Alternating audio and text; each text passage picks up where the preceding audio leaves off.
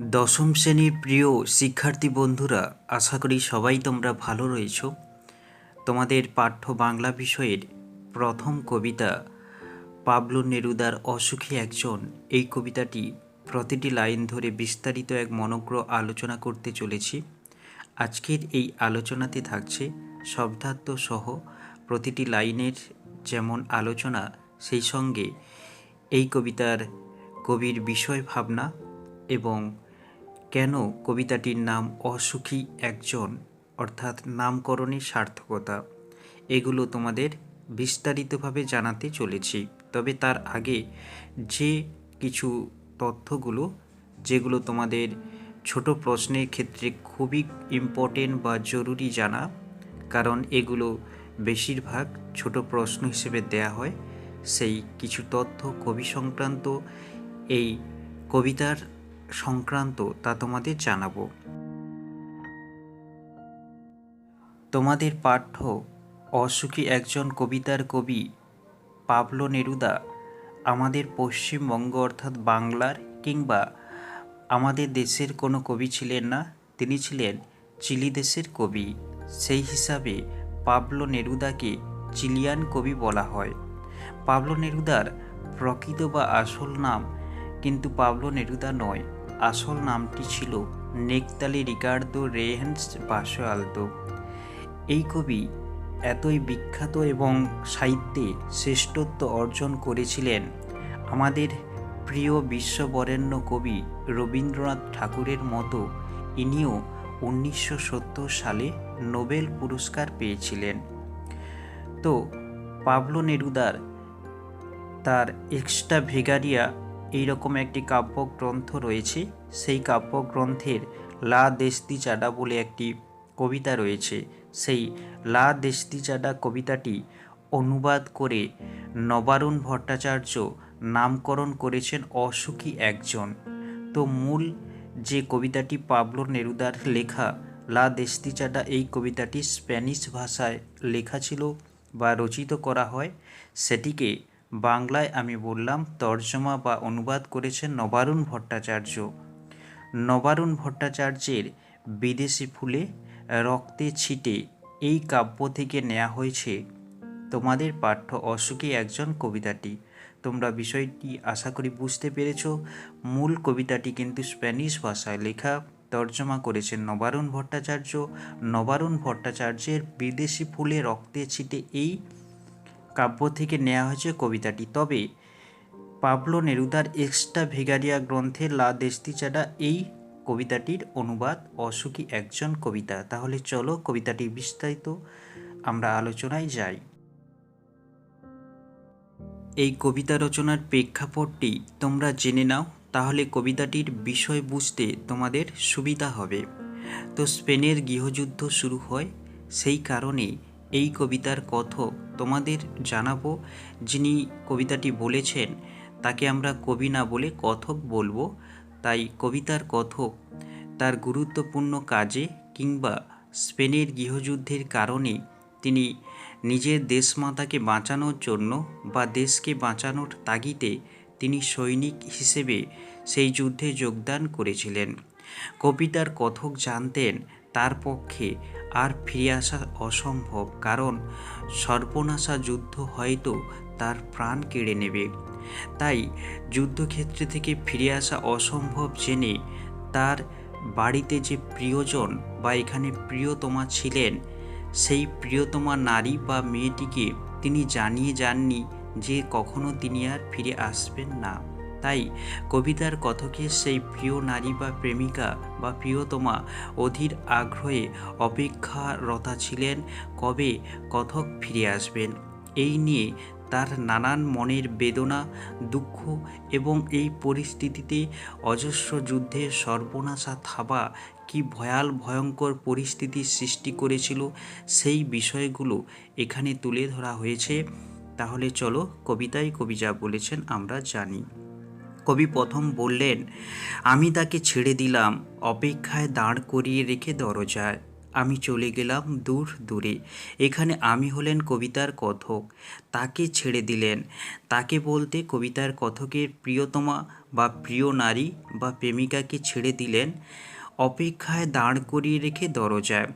কবিতার গুরুত্বপূর্ণ কাজে কিংবা দেশমাতৃকাকে বাঁচানোর তাগিদে যুদ্ধক্ষেত্রে চলে যাচ্ছেন, তাই প্রিয়জন বা প্রেমিকাকে বা প্রিয়তমাকে অপেক্ষায় দাঁড় করিয়ে রেখে গিয়েছিলেন দরজায়। তোমাদের জানাবো, কোনো মনের মানুষ বা কাছের মানুষ বা প্রিয়জন কোথাও চলে গেলে যেমন তাকে বিদায় জানানো হয়, ঠিক একইভাবে কথক যখন যুদ্ধক্ষেত্রে বা গুরুত্বপূর্ণ কাজে চলে যাচ্ছেন, তখন সেই কথক তার প্রিয়তমা নারীকে অপেক্ষায় দাঁড় করিয়ে রেখে দরজায় তিনি চলে গিয়েছিলেন।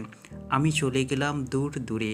এর দ্বারা কবিতার কথক বললেন তিনি বাড়ি থেকে বা তার গৃহ থেকে প্রিয়জন বা এখানে সেই মেয়েটিকে রেখে অনেক দূরে চলে গেলেন। বহুদূর অর্থে এখানে দূর দূরে বোঝানো হয়েছে।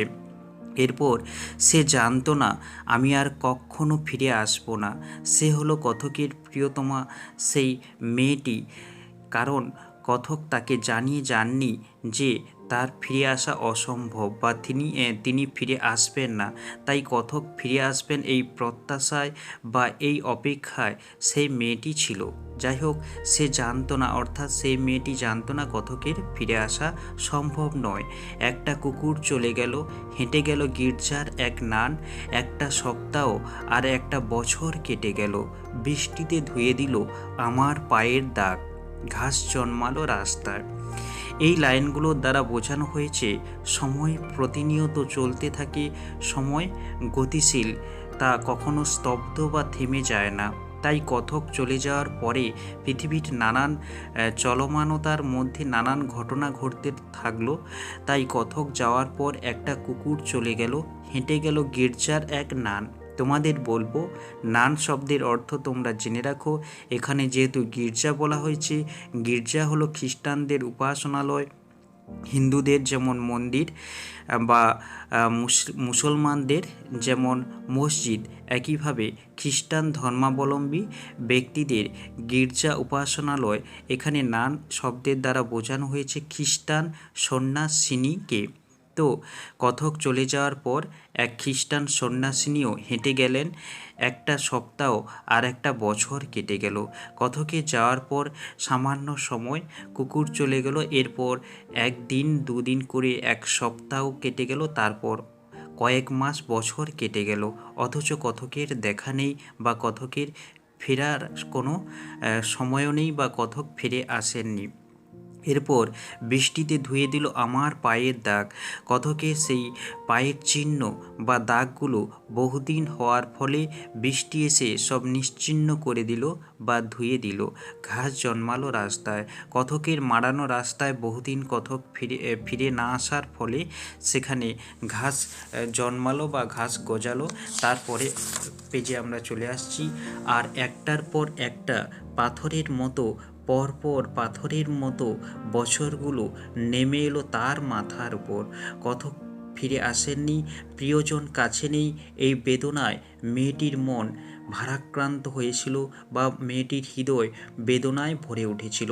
সেই বেদনাকে কবি এখানে পাথরের সঙ্গে তুলনা করেছেন।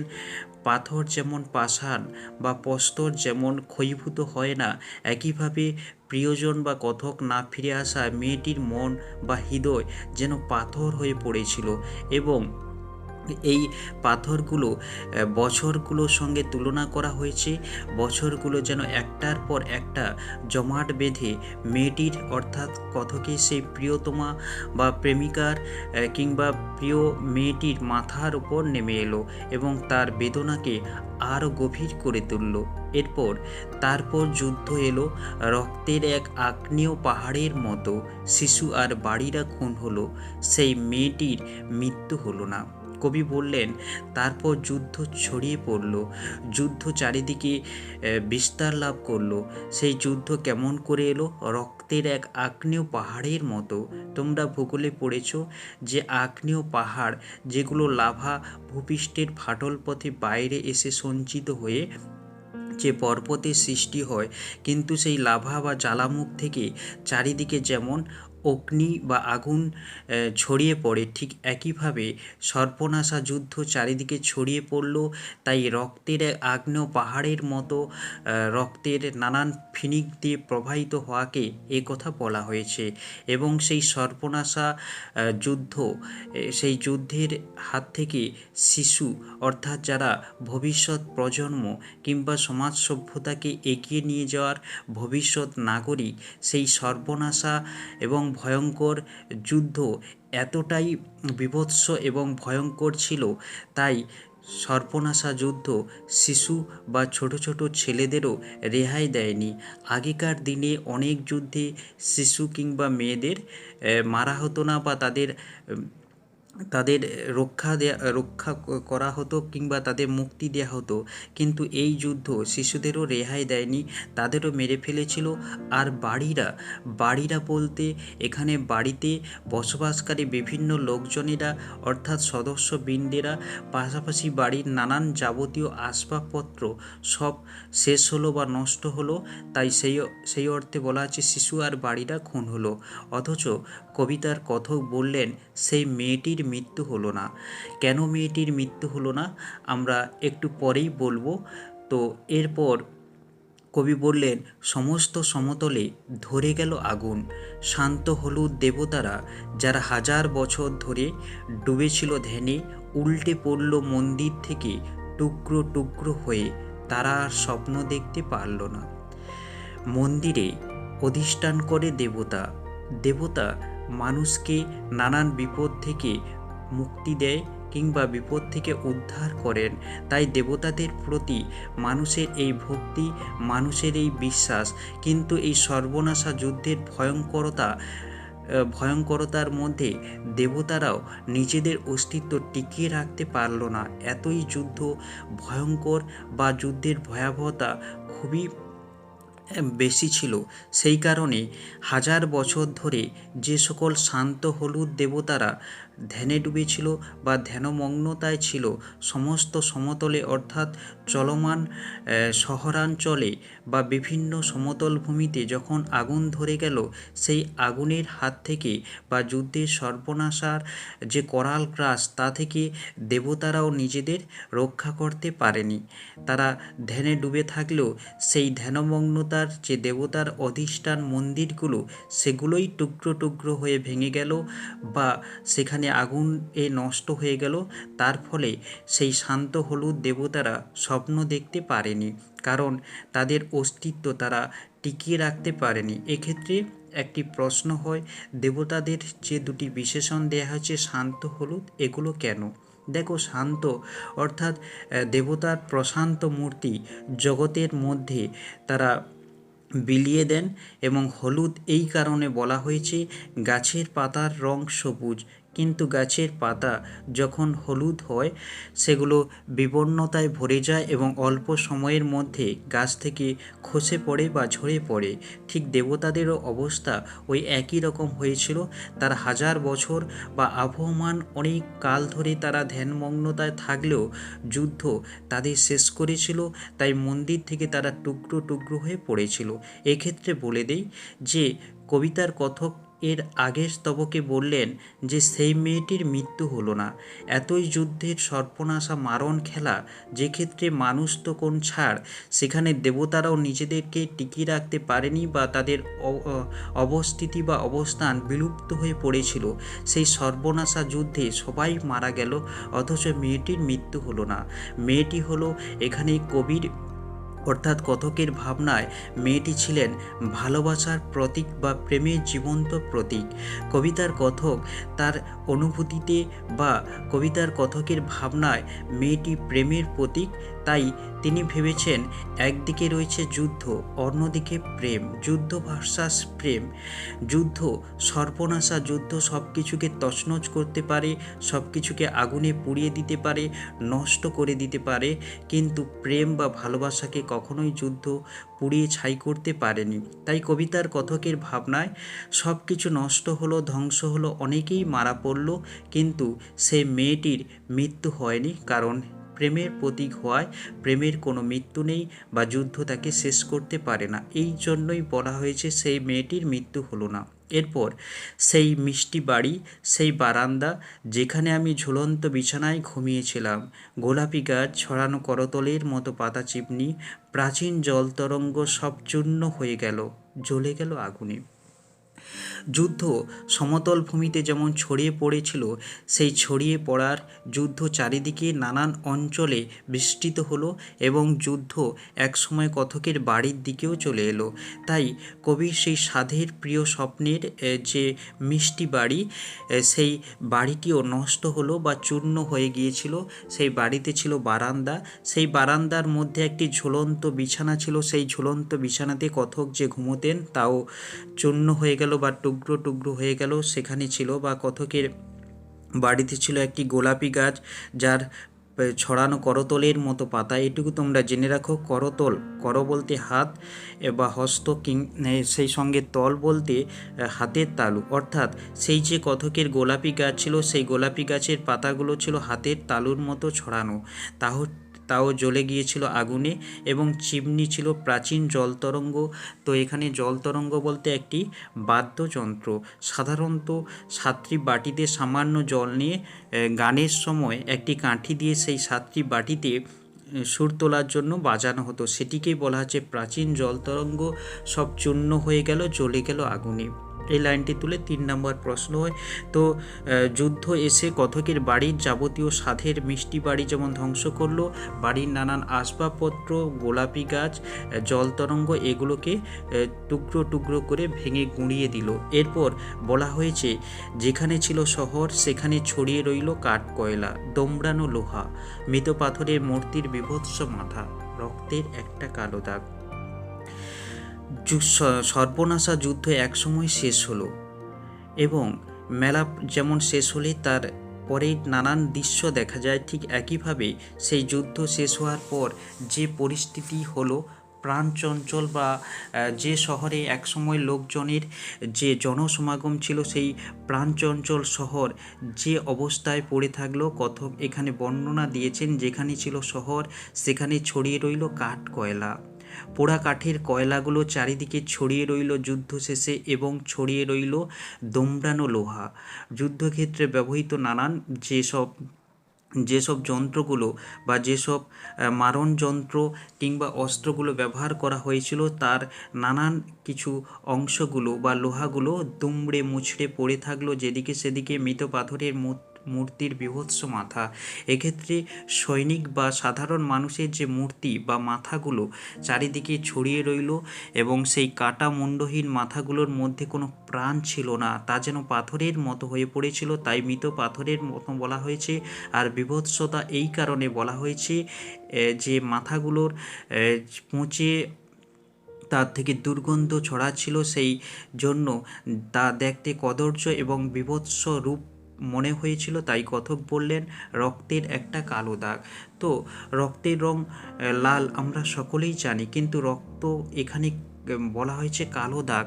তো এখানে কালো দাগের দ্বারা বোঝানো হয়েছে, রক্তের কালো দাগের দ্বারা কবি বুঝিয়েছেন যুদ্ধের কালিমাকে বা কলঙ্ককে, এবং যুদ্ধ যে এসেছিল তার চিহ্ন এই কালো দাগ হিসেবে কবিতার কথক জানিয়েছেন। তো তারপর আর সেই মেয়েটি আমার অপেক্ষায়। কথকের সেই প্রিয়তমা নারী বা প্রেমিকা জানতেন না, বা কথক বলে যাননি যে তিনি কখনো আর ফিরে আসবেন না। কথক তাই ফিরে আসবেন এই অপেক্ষায়, বছরের পর বছর পাথরের মতো মন নিয়েও কথক ফিরে আসবেন এই অপেক্ষায় বা প্রতীক্ষায় প্রহর গুনছিলেন সেই কথকের অপেক্ষারতা মেয়েটি বা প্রেমিকা। তো এই বিষয়বস্তুর উপর লেখা হয়েছে তোমাদের পাঠ্য অসুখী একজন কবিতাটি। তো এরপর জানাবো কেন কবিতার নাম কবি দিয়েছেন অসুখী একজন। আমরা জানি যে সুখে নেই তাকেই বলা হচ্ছে অসুখী। তাহলে এখানে একজন, এই কবিতার মধ্য দিয়ে কথক কি একজনেরই কথা বলেছেন যে তিনি ছিলেন অসুখী? সাধারণভাবে আমরা যদি ভেবে নিই বা কবিতাটি যে পড়ে আমরা বিষয়টি বুঝলাম, তাহলে কথকের যে অপেক্ষারতা মেয়েটি বা প্রেমিকা তিনি অসুখী ছিলেন এই কারণে যে কথক যে চলে গিয়েছিলেন তিনি কখনো আর ফিরে আসেননি। কথক কখন ফিরে আসবেন বা প্রিয়জন বা কাছের মানুষ কাছে নেই, এই জন্যই তিনি সুখে ছিলেন না। কিন্তু এটি যেমন কবিতার কথক বলতে চেয়েছেন, কবিতার মধ্য দিয়ে তিনি আরও বলেছেন যে আরও অনেকেই অসুখী ছিলেন। কবিতার কথক পাবলো নেরুদা।